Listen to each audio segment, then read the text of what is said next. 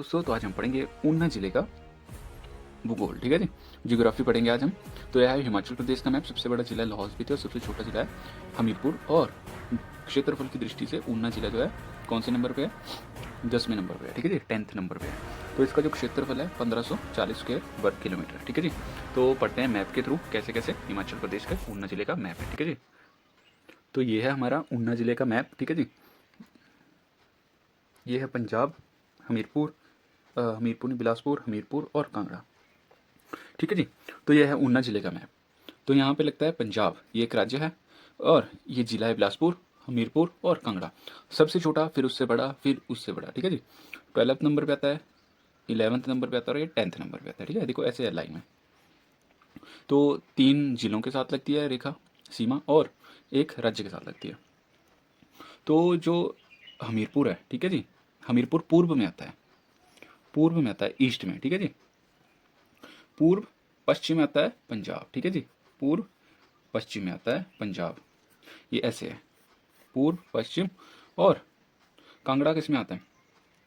कांगड़ा आता है उत्तर में।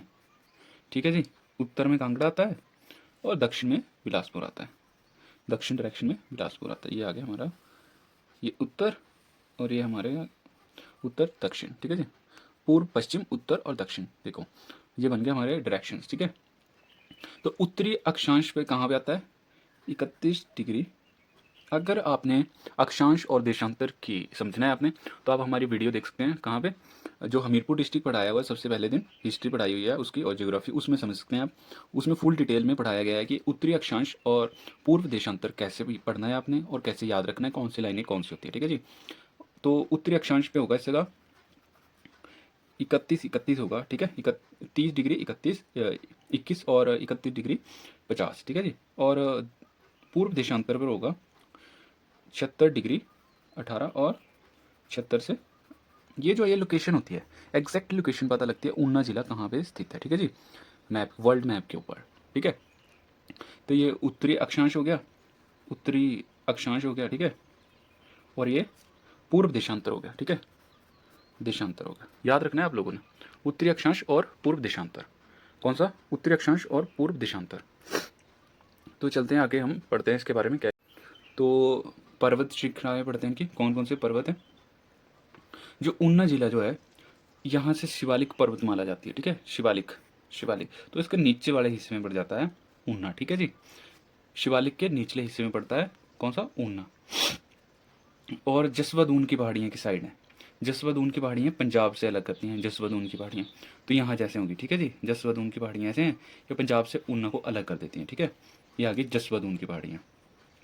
जसवंत यहाँ का पुराना नाम था। ठीक है, और बाबा तलाधारी जो थे, इन्होंने नींव रखी थी ऊना की। ठीक है जी, जसवंत की पहाड़ियाँ किसको अलग करती हैं? पंजाब की, पंजाब से अलग करती है। ठीक है, याद रखना, ये पंजाब, ये हिमाचल की जसवंत की पहाड़ियाँ आ गई और ये पंजाब है। ठीक है, इनको अलग करती है आपस में। उसके बाद आ जाते हैं दून। क्यों बोलते हैं दून, किस लिए वर्ड यूज़ होता है? तो ये आमतौर पर जो है शिवालिक, शिवालिक पहाड़ियों के लिए यूज़ होता है। शिवालिक पता होनी चाहिए ना हमारे को, दून क्या है। शिवालिक पहाड़ियों के लिए होता है, या फिर जो हिमाचल की कोई घाटियाँ हैं उनके लिए दून शब्द का यूज़ किया जाता है। ठीक है, जो दून वर्ड है इसका यूज़ किया जाता है यहाँ पे। और जो पूर्व है, पूर्व में है हमारा हमीरपुर। हमीरपुर जो है, हमीरपुर के साथ कौन सी धार टच है? तो वो है जसवां धार, या यही धार आती है यहाँ तक, चिंतपूर्णी धार भी बोलते हैं इसको। ठीक है जी, चिंतपूर्णी धार, इसको जो है जसवां धार या फिर चिंतपूर्णी धार जो है, इसको हमीरपुर में किस नाम से जाना जाता है? 16 सिंगी धार के नाम से जाना जाता है। ठीक है, 16 सिंगी धार के नाम से, 16 सिंगी धार के नाम से जाना जाता है। ठीक है जी, ये 16 सिंगी धार के नाम से जाना जाता है। कहाँ पे? हमीरपुर में। किसको जाना जाता है? तो इसको जाना जाता है 16 सिंगी धार के नाम से जाना जाता है हमीरपुर में। उसके बाद आ जाते हैं यहाँ की जो हमीरपुर है, इसकी सबसे ऊंची चोटी कौन सी है? सबसे ऊंची चोटी है भरबैन। ठीक है जी, ये सबसे ऊंची चोटी है हमीर ऊना की। ठीक है, ऊना की सबसे ऊंची चोटी है। और यहाँ पे सबसे बड़ा गांव कौन सा है? देहला यहाँ का सबसे बड़ा गांव है।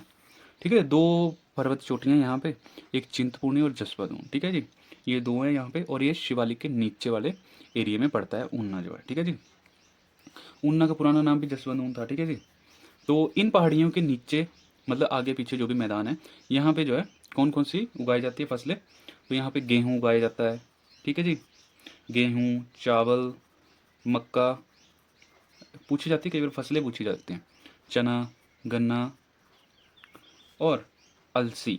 ये जो है यहाँ पे उगाई जाने वाली फसलें हैं। कहाँ पे? ऊना ज़िले में उगाई जाने वाली फसलें हैं, ठीक है जी। और यहाँ पे जो बागवानी वाली फसलें हैं वो कौन कौन सी है, तो वो भी आपको पता होनी चाहिए। देखो जैसे आम हो गया, बादाम हो गया, ठीक है, बैर हो गए, लीची होगी, नाशपाती होगी, ठीक है। मैं इधर लिख रहा हूँ क्योंकि इधर मैंने भर दिया ना पहले लिख के। फिर अखरोट हो गए, खुमानी होगी, खुमानी देखो क्या क्या है, अमरूद हो गया, और खट्टे फल जैसे नींबू, संतरा हो गया हमारे पास, खट्टा हो गया है ना, मौसम्मी होगी। ये सभी फल जो है, क्योंकि जो ऊना ज़िला है ना वो बागवानी के ऊपर ही निर्भर है आधे से ज़्यादा, ठीक है जी। तो जब पढ़ते हैं इसकी नदियाँ कौन कौन सी है, यहाँ से होके गुजरती हैं, कौन कौन सी खड्ड यहाँ पे गुजरती हैं, ओके, ठीक है जी।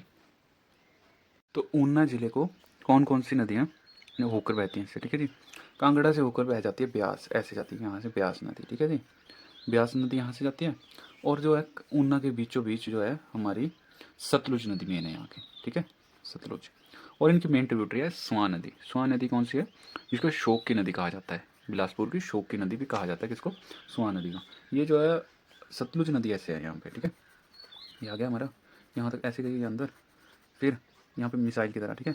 ये बिलासपुर में, बिलासपुर, ये ऐसे, ये बिलासपुर है ना, ये बिलासपुर से ऐसे आई है यहाँ से, ठीक है, बिलासपुर से है अलग अलग, बस यहाँ से ये मिल गई है यहाँ पे आके बिलासपुर से होती। तो मैं इसको थोड़ा हाईलाइट करके बना देता हूँ, ठीक है जी। ये आगे सतलुज नदी, ठीक है जी। गोविंद सागर झील भी है यहाँ पे, ठीक है जी, इसको गुरु गोविंद सागर झील भी बोलते हैं, ठीक है जी। सतलुज नदी के ऊपर भाखड़ा बांध लगा था, उसके पीछे जो था गुरु गोविंद सिंह सागर झील बनी थी, ठीक है जी। इसकी मुख्यतः जो है ऊना में कौन सी, स्वां नदी जो है, जिसको बोलते हैं ऊना जिले की शोक नदी, ठीक है जी, स्वां नदी। और यहाँ पे एक ट्रिब्यूटरी और है, इसका नाम है सोन नदी। दो नदियाँ यहाँ पे मिलती हैं ऊना जिले में, ठीक है जी। कौन सी दो नदियाँ मिलती हैं ऊना जिले में? सतलुज नदी में। तो ये थी हमारी सतलुज नदी, एक ही नदी है, और ब्यास जो है, ब्यास और सतलुज नदी के बीच में पड़ता है ऊना। ये ब्यास नदी है और ये सतलुज नदी है, इसके बीच में जो है ऊना पड़ता है, ठीक है जी। यहाँ पे एक रेल लाइन भी है, ठीक है, ये आ गई हमारी रेल, ठीक है, ये आ गई ऊना नंगल रेल लाइन, ठीक है जी, ऊना नंगल रेल लाइन। तो ये कब बनाई गई थी? 1991 में बनाई गई थी, ठीक है जी, 1991 में बनाई गई थी। इसको ब्रांड गेज लाइन भी बोलते हैं, ठीक है जी, गेज लाइन बोलते हैं, ठीक है जी। ये जो हमारा ऊना जिला है ना, इसकी अर्थव्यवस्था जो है कृषि और उद्योग के ऊपर ही चलती है, ठीक है जी। जो हमारा ऊना जिला है, इसमें उष्ण कटिबंधीय जलवायु भी स्थित है, ठीक है जी। ये आता है क्वेश्चन, कौन से जिले में उष्ण कटिबंधीय जलवायु है, ठीक है जी। तो उष्ण कटिबंधीय जलवायु, ठीक है जी, उष्ण कटिबंधीय जलवायु याद रखना है आपने। और यहाँ पे बल्क ड्रग पार्क लगा है, ये यहाँ पे आपका हो जाएगा करंट अफेयर्स में, ठीक है। अभी रिसेंटली में 2024 में बल्क ड्रग पार्क बना था यहाँ पे। कितनी लागत से बना था? 1923 करोड़ की लागत से बना था। कहाँ पे? हरोली में, हरोली में बना था, ठीक है जी। कहाँ पे बना था? हरोली में। हरोली से कौन आते हैं? हमारे हिमाचल प्रदेश के उप मुख्यमंत्री मुकेश अग्निहोत्री जी कहाँ से आते हैं? हरोली विधानसभा क्षेत्र से आते हैं, ठीक है जी। कुछ मेले बता देता हूँ मैं आपको, ठीक है। तो मेले कौन कौन से हैं यहाँ पे? पहले यहाँ पे हम पढ़ लेते हैं कौन कौन से औद्योगिक क्षेत्र हैं। तो महतपुर, महतपुर हो गया आपका, अम्ब हो गया और गगरेट हो गया, ठीक है जी। महतपुर, अम्ब और गगरेट। तो मेले पढ़ लेते हैं। पहले मैं आपको इनको थोड़ा सेट करके लिख देता हूँ, है ना, जिससे कि आपको समझ आ जाए कौन सी चीज़ क्या क्या है यहाँ पे, है ना। तो इसके बाद हम पढ़ेंगे प्रसिद्ध मेले, ठीक है जी। तो कौन कौन से मेले लगते हैं? तो एक लगता है चिंतपूर्णी मेला, ठीक है जी, चिंतपूर्णी मेला।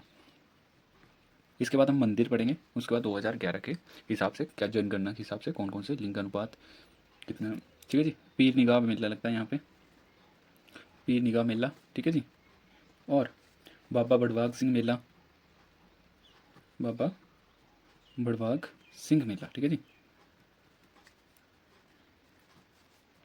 और क्या लगता है यहाँ पे, ठीक है, ये मैडी में लगता है, ठीक है। ये हमारे मेले हैं।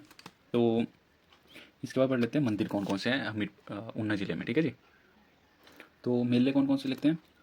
माता चिंतापूर्णी मेला लगता है, माता चिंतपूर्णी, ठीक है जी, चिंतपूर्णी मेला लगता है। मंदिर है, सॉरी, मंदिर कौन, मेला भी होता है मंदिर है, ठीक है जी। कोटला कला शिव मंदिर, कोटला कला शिव मंदिर, आप लिख लें कॉपी पे, ठीक है जी। कोटला कला शिव मंदिर, डेरा बाबा रुद्रानंद महाराज जी, ठीक है जी। गुरुद्वारा है बेदी साहिब, अंतिम में किसने किया था, बेदी शासन लग गया था, तो बेदी साहिब गुरुद्वारा भी यहाँ पे। बाबा बड़भाग सिंह सबसे मेन हो जाता है यहाँ पे, बड़भाग सिंह बेदी, बाबा बड़भाग सिंह सबसे फेमस मंदिर है यहाँ का, और यही मैक्सिमम टाइम पूछा जाता है। चामुखा देवी मंदिर, चामुखा देवी मंदिर, ठीक है जी, चामुखा देवी मंदिर है। और शीतला देवी मंदिर है, शीतला देवी मंदिर है। और इसके बाद आ जाता है हमारा शिवबाड़ी, अम्बोटा में है, शिवबाड़ी अम्बोटा में है, ठीक है जी, अम्बोटा में स्थित है, ठीक है जी। ये हमारे मंदिर हो गए, मेले हो गए, और ये इंपॉर्टेंट क्या क्या है इसमें। यहाँ पे विधानसभा क्षेत्र कितने हैं, तो 5 हैं, ठीक है जी, 5 विधानसभा क्षेत्र हैं यहाँ पे। 1540 से 50 के बीच में स्क्वायर वर्ग किलोमीटर यहाँ का एरिया का क्षेत्रफल, ठीक है जी। कांगड़ा से 1972 में अलग हुआ था ये, ठीक है। और यहाँ पे एक प्रोजेक्ट बना हुआ है, वो बहुत इंपॉर्टेंट है, वो मैं आपको बता देता हूँ। तो कौन सा है, first multipurpose rain water harvesting dam है, ठीक है जी। Himachal Pradesh first multipurpose dam है, ठीक है जी, multipurpose rain water harvesting dam है, ठीक है जी, रेन वाटर हार्वेस्टिंग डैम है ये, ठीक है जी, ये ऊना में है। तो ये HP शिवा प्रोजेक्ट के थ्रू बनाया गया था। इसमें जो फ्रूट्स की ग्रोथ वगैरह इसके रिलेटेड जो यहाँ पे देखा जाता है क्या क्या होती है, ठीक है जी। उसके लिए यूज़ में लेने के लिए इस डैम को बनाया गया, हॉर्टिकल्चर डिपार्टमेंट के थ्रू बनाया गया है, ठीक है जी। तो आप लोगों ने याद रखना है, तहसीलें 5 हैं, ऊना, अंब, बंगाणा, हरोली और घनारी, ठीक है जी। तो ये था हमारा ऊना जिला। अब पढ़ लेते हैं कुछ इसके रिलेटेड और जानकारी। तो ये है ऊना जिला। 2011 की जनगणना के अनुसार जो था, कितनी पॉपुलेशन थी यहाँ पे ऊना जिले में, तो वो थी जनसंख्या 5,21,057, ठीक है जी, 2011 में, ठीक है जी, 2011 में कितनी पॉपुलेशन थी, जनसंख्या कितनी थी, 5,21,057। साक्षरता कितनी थी, साक्षरता थी यहाँ की 87.23%, ठीक है जी, 2011 के अनुसार। और दशकीय जनगणना के अनुसार सबसे ज़्यादा जो थी हिमाचल प्रदेश की जनसंख्या वृद्धि हुई थी, वो थी यहाँ पे ऊना में, ठीक है जी, 16.24%। ये सबसे ज़्यादा ये आप इंपॉर्टेंट हो जाती है, तो आप इसको याद रखें, ठीक है जी, 16.24% सबसे ज़्यादा दशकीय जनसंख्या वृद्धि थी यहाँ पे, ठीक है जी। तो जनसंख्या घनत्व कितना था यहाँ पे, जनसंख्या घनत्व कितना था, तो वो था 338, ठीक है जी। और लिंग अनुपात कितना था, लिंग अनुपात था 977। उस समय कुल गांव कितने थे उस समय, 814 गांव थे। विकासखंड कितने थे, विकासखंड थे 5, ठीक है जी, विकासखंड 5 थे। शिशु लिंग अनुपात कितना था, शिशु लिंग अनुपात कितना था, 870 था, ठीक है जी। साक्षरता होगी 87.23। 2001 में जो था, अनुसूचित जाति कितनी थी, तो वो थी SC कैटेगरी 22.44%, 22.44%। और ST कितनी थी, 0.01%, ठीक है जी। तो सबसे ज़्यादा यहाँ पे हुई। ऊना जिले में कितनी पंचायतें थी, 235 पंचायतें थी, ठीक है जी, 235 पंचायतें थी, आप लिख लें, नोट करते रहें, ठीक है जी। 758 आबाद गांव थे, और पाँच जो थे विकासखंड थे, ठीक है जी, विकासखंड और विधानसभा क्षेत्र हैं, ठीक है जी। विधान याद रखना आपने, विधानसभा क्षेत्र और विकासखंड, ठीक है जी। तो ये था यहाँ का ब्यौरा, ठीक है जी। और ये याद रखना है आपने कि 5,21,057 सबसे ज़्यादा जनसंख्या वृद्धि यहाँ पे हुई थी। कितनी हुई थी वो, कितनी परसेंटाइल हुई थी, 16.24%, सबसे ज़्यादा यहाँ पे हुई है। कितने जिलों में, 12 जिलों में से एक है ये, पहले नंबर पे आता है, सबसे ज़्यादा यहाँ पे हुई थी, ठीक है जी। अगर आपको वीडियो अच्छी लगे तो लाइक शेयर सब्सक्राइब जरूर करें, और ज़्यादा से ज़्यादा दोस्तों के साथ शेयर करें, ठीक है जी।